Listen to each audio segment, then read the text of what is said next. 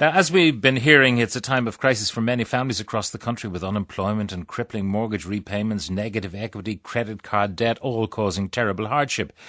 The taxpayers have pumped billions of euro into our banks to bail them out, but according to some customers, they're not getting much flexibility in return.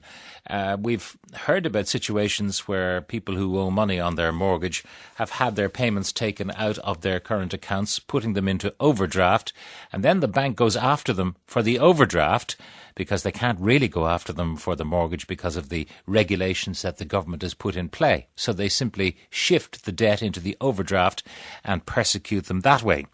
I've got someone on the line now. Sean, we'll call him. He's a farmer. He's contacted the programme, and his story is that he borrowed money to fund a small development scheme, but was hit by the slump, and now the bank wants the money back. Sean, good morning. Hello, Pat.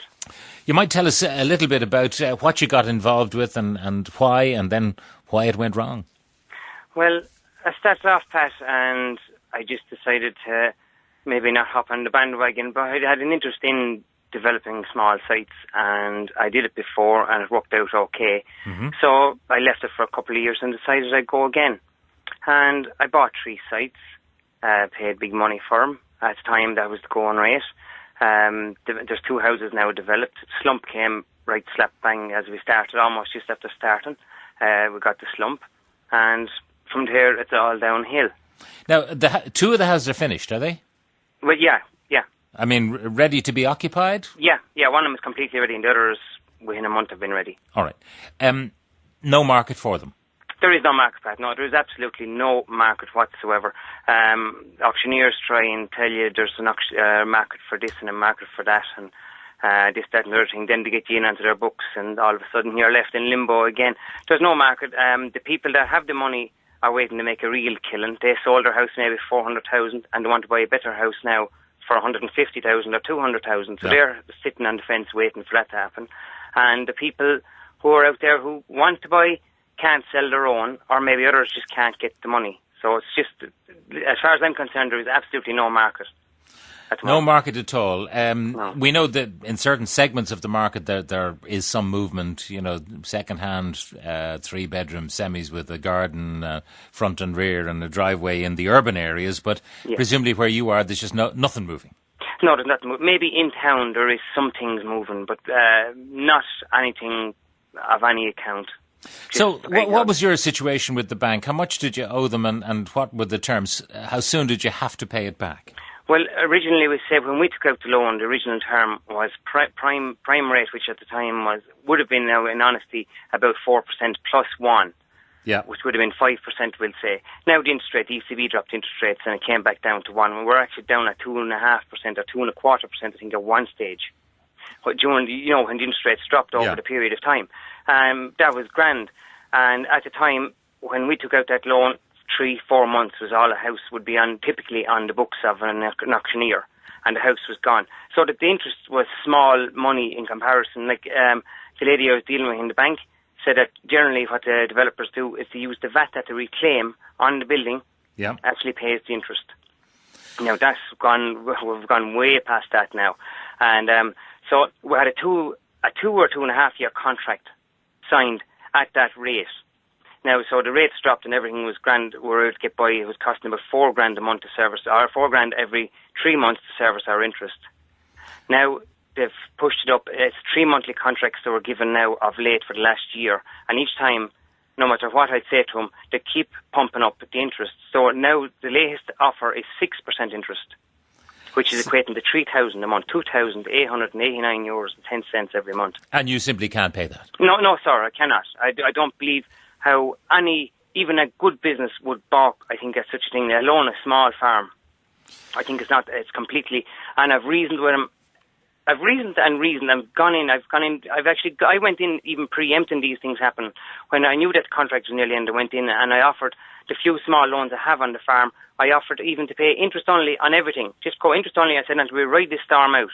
No, why would you want to do that, I was told? You have a low interest rate, as it is on the farm. Why would you want to destroy that? But I said, we have to get through this. I said, there's no point. We have nowhere to turn. We're not going to sell. They're not going to sell. Until the market comes back, they're not going to sell.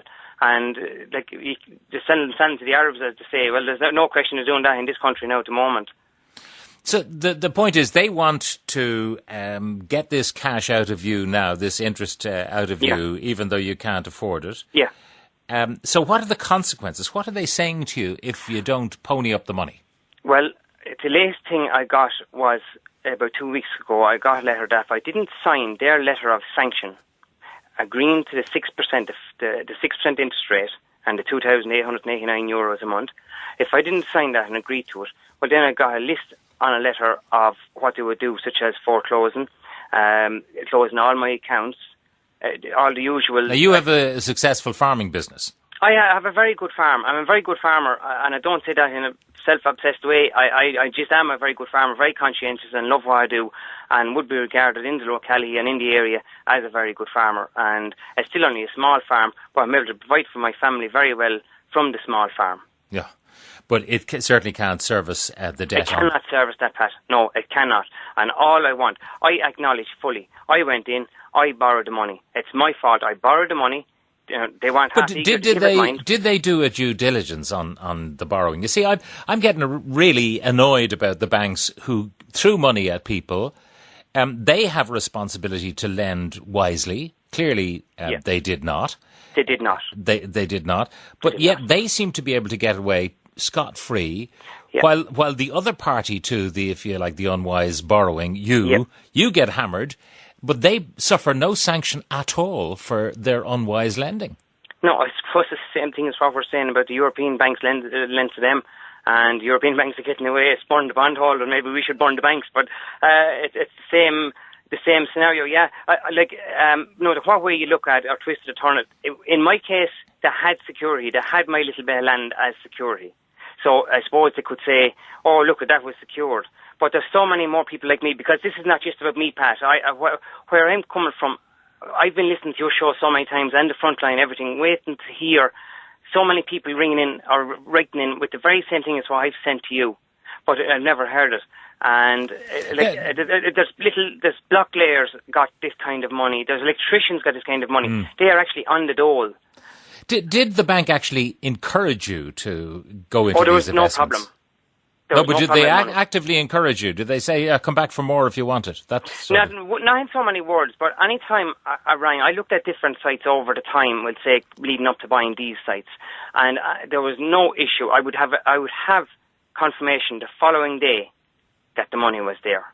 Simple as that. So they didn't send anyone out to have a look or to check out anything? No, there was absolutely not.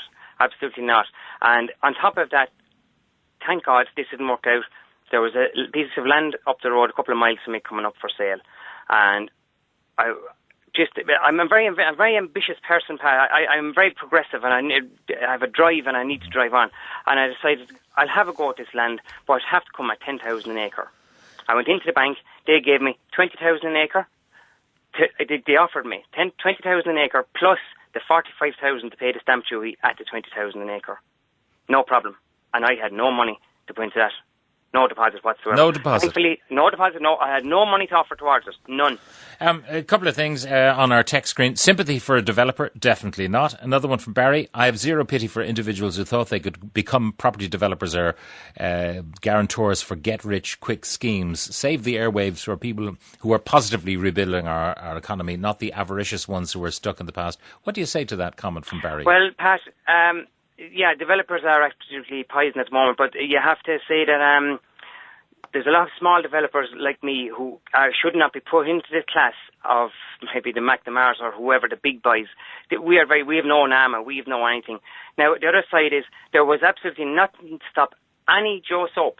Anybody could have walked into the bank over those boom years and said, I'm going to buy 3 sites and build 3 houses and I'm going to make 100,000. And it was free. It's a free country. Now, I want to read the AIB statement we got. If a customer is experiencing financial difficulty, we strongly encourage that they contact the bank as early as possible. We endeavour to work closely with customers in financial difficulty so that an appropriate solution plan can be agreed for the repayment of outstanding borrowings. For reasons of customer confidentiality, we cannot discuss the detail of any individual customer account, nor do we expect them to breach the confidentiality they have with you on your accounts. That's your prerogative to do that. But What do you say to that? I mean, have you found that they endeavoured to work closely with you so that an appropriate solution plan can be agreed? No, Pat, no. I've tried and appealed, and we've sent through with my accountant. We actually made a letter of offer to him. We've offered them a rate of interest which is far lower than what they're looking for, and we still wait for a reply. We sent them conditions. I wanted not 3 monthly contracts. I want a contract up until December of 2012 at a low rate of interest of 2.5%. Actually, it is, which would give them 1.5% of a margin over their borrowing rate of 1% from the ECB at the moment, which has actually gone up. I know. And so you've made them a fair offer. A fair offer. They still get a margin, yeah. and it means that they don't put you out of business, which effectively is what they'll do if they take your account. Yeah. And even this applies to so many people. People in distressed mortgages. It's right across the board. They're trying to take blood from a stone. If someone is in arrears in a mortgage, why bump up their interest rate even more? We've given them so much. Like now they get another 24 billion. It's time for the banks now to relax. Let people try and pull through this as best they can. As regards them trying they're shutting the doors now. Each time they go to shut the door, the horse is gone. It's too late now. Now it's time to pull back. And we did not give the banks this money in order for them to persecute people like the rack rent landlords of yore. Yeah, we don't want the Irish banks putting Irish farmers out on the side of the road, whatever you may have done wisely or unwisely in the past. Yep. And like they've got the bread now, they're eating it. It's a win-win situation for them. They're coming out on top, and it seems they're going to get away with it. Now I shouldn't have got that money. I was not capable of paying back that money in the event of a problem, and now here we are. Neither are a lot of people. Yeah, so they didn't stress test you at the time. No, that's for sure. I don't All right, so, look, we're going to come back to this, Sean. Not only your problem, but the generality of this problem, and whether the banks are behaving in what we would term an ethical way, given their own bad behaviour in the past. Whether or not they're behaving in an ethical way. Now, what do ethics and bankers have in common? Probably nothing. Nothing. But there you go. Anyway, Sean, thank you very